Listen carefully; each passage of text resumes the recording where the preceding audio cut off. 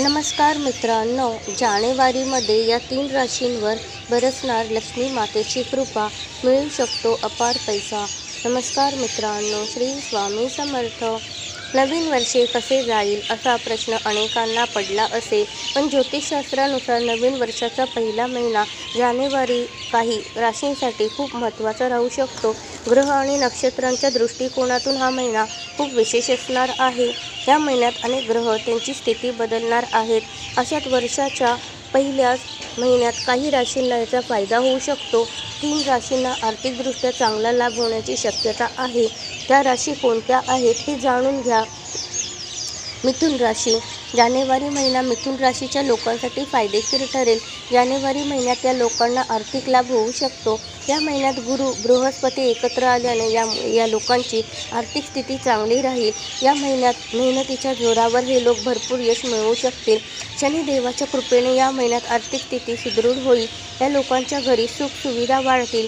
Share बाजारात गुंतवणूक करणाऱ्यांसाठी हा महिना अधिक फायदेशीर ठरेल. जुन्या आर्थिक योजनेचा या राशीच्या व्यक्तींना लाभ मिळू शकतो. सिंह राशी. जानेवारी महिन्यात सिंह राशीच्या लोकांना धनलाभ होऊ शकतो. मंगळ आणि सूर्य एकत्र दिसत असल्याने या लोकांची आर्थिक स्थिती सुधारू शकते. हे ग्रह या लोकांना धनलाभ मिळवण्यासाठी प्रेरित करतील. शनिदेवाच्या कृपेने या राशीच्या लोकांना व्यवसायातसुद्धा फायदा होऊ शकतो. पैसा कमवण्याचे अनेक योग जुळून येतील. शुक्र आणि बुध या महिन्यात तुमच्या आर्थिक स्थितीमध्ये वृद्धी करतील. तुमचा खर्च नियंत्रणात राहील. वृश्चिक राशी. वर्षाचा पहिला महिना वृश्चिक राशींसाठी सुद्धा चांगलाच फायदेशीर ठरणार आहे.